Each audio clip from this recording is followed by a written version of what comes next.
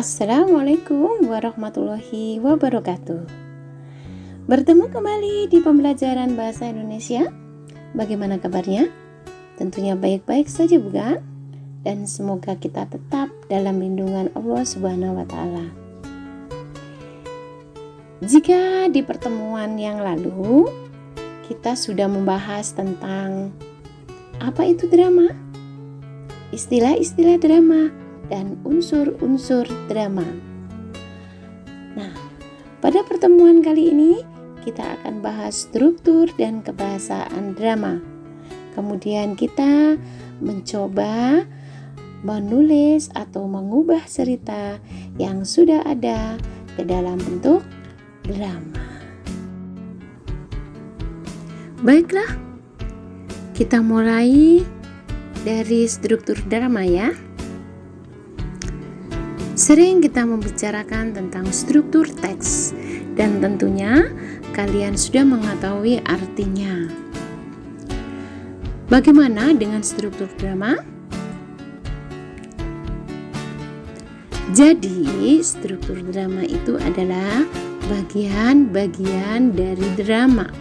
Ada 3 hal terpenting di dalam drama, yaitu dialog, prolog, dan epilog. Prolog adalah kata-kata pembuka, pengantar, ataupun latar belakang cerita yang biasanya disampaikan oleh dalang atau tokoh tertentu untuk menjelaskan gambaran pemain, gambaran latar, dan sebagainya. Jadi, prolog itu fungsinya sebagai awalan atau pembuka dalam pementasan drama. Nah, untuk lebih jelasnya, mari kita lihat tayangan video berikut ini.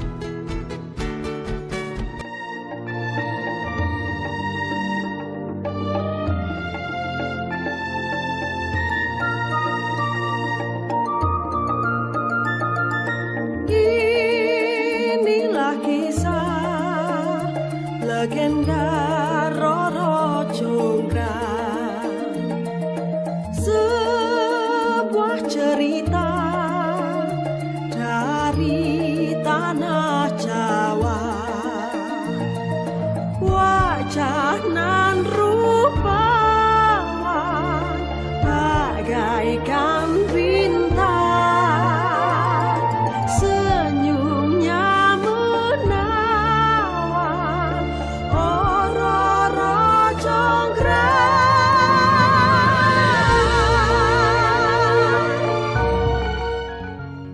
Yang kedua adalah dialog. Ya, dialog adalah sebuah cerita berupa percakapan atau perbuatan yang diperankan oleh tokoh. Dialog meliputi bagian orientasi, komplikasi, dan resolusi. Bagian-bagian ini terbagi dalam babak dan adegan. Yuk, kita saksikan kembali video berikut sebagai contoh dialog. Sayang. Kok semalam chat aku nggak dibales sih? Oh, semalam aku ketiduran. Kenapa nggak bilang kalau ketiduran? Ya gimana mau bilang orang ketiduran? Ya emang nggak bisa apa? Sebelum ketiduran kasih tahu aku dulu, biar aku nggak nungguin. Kamu tahu nggak sih definisi ketiduran? Yang namanya orang ketiduran itu nggak sengaja, tahu-tahu tidur aja, bukan disengaja. Kamu tahu nggak sih definisi cewek marah-marah karena chat yang nggak dibales? Tahu? Apa? Karena berpikir jelek, berpikir kalau cowoknya chat sama cewek lain, udah itu doang pasti. Nah, asik bukan? Bagaimana setelah kita saksikan video tadi? Semoga kalian memahaminya. Selanjutnya, bagaimana dengan epilog? Epilog merupakan kata-kata penutup atau bagian akhir dari sebuah drama, berfungsi untuk menyampaikan intisari cerita atau yang berisi simpulan. Juga bisa amanat tentang isi keseluruhan cerita. Biasanya juga disampaikan oleh dalang atau tokoh tertentu atau aktor. Setelah kita bahas 3 hal terpenting daripada drama, maka kita bahas bagian-bagian dialog. Bagian-bagian dialog itu adanya orientasi, komplikasi, dan resolusi. Apa sih orientasi itu? Orientasi itu adalah bagian awal cerita yang menggambarkan situasi yang sudah atau sedang terjadi. Kemudian komplikasi.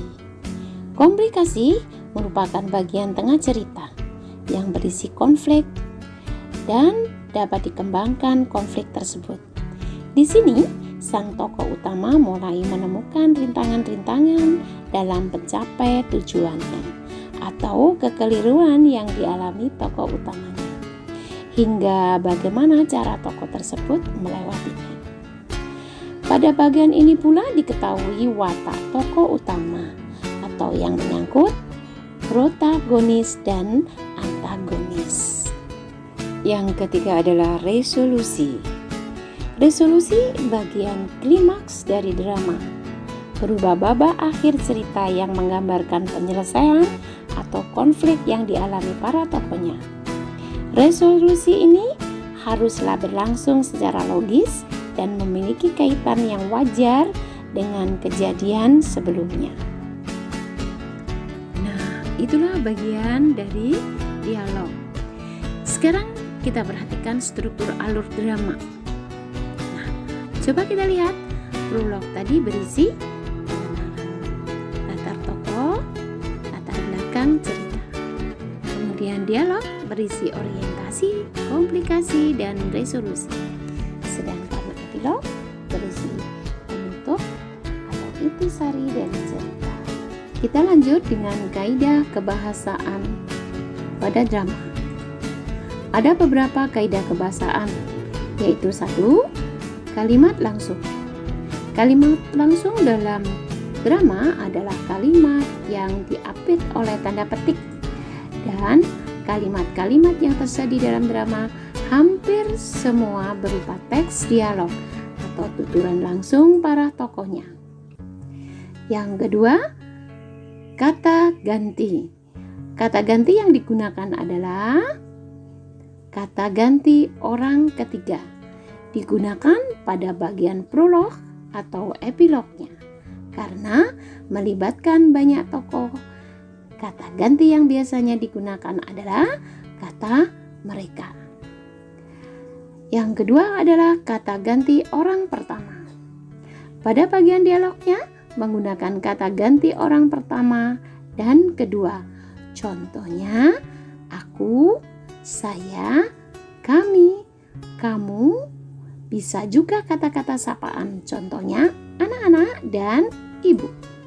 3. Kata tidak baku. Kata tidak baku adalah kata yang telah dipengaruhi oleh beberapa faktor. Satu di antaranya adalah bahasa daerah, dan kata tersebut tidak tercantum pada Kamus Besar Bahasa Indonesia. Di dalam drama banyak menggunakan kata-kata tidak baku seperti kok, si, dong, dan lainnya. Dan sering ditemukan kalimat seru-seruan dan pertanyaan. Contohnya, selamat pagi anak-anak. Marga, kenapa sih kamu selalu usil? Nah, di mana letak kata tidak baku pada kalimat tersebut?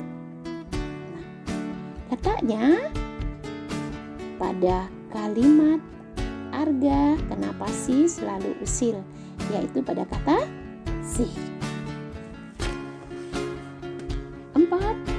Konjungsi temporal atau konjungsi kronologis. Dalam drama banyak menggunakan konjungsi temporal atau konjungsi kronologis, menyatakan waktu seperti sebelum, setelah itu, mula-mula, kemudian, dan lain-lain. 5. Kata kerja.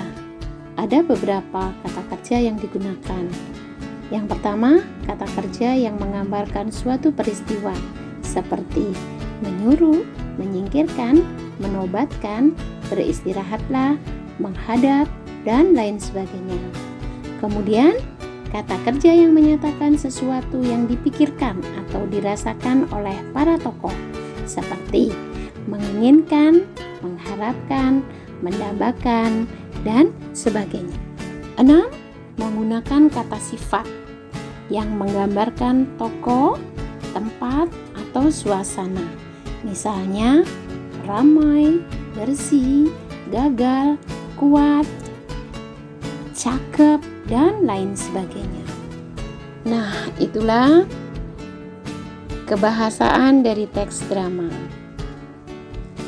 Jika dari awal pembelajaran kita membicarakan seluk-beluk teks drama, sepertinya tidak akan lengkap jika kita tidak mencoba untuk menulis teks drama, apalagi mementaskan. Mari kita coba menulis teks drama dari karya yang sudah ada, maksudnya dari novel atau cerpen dan sebagainya.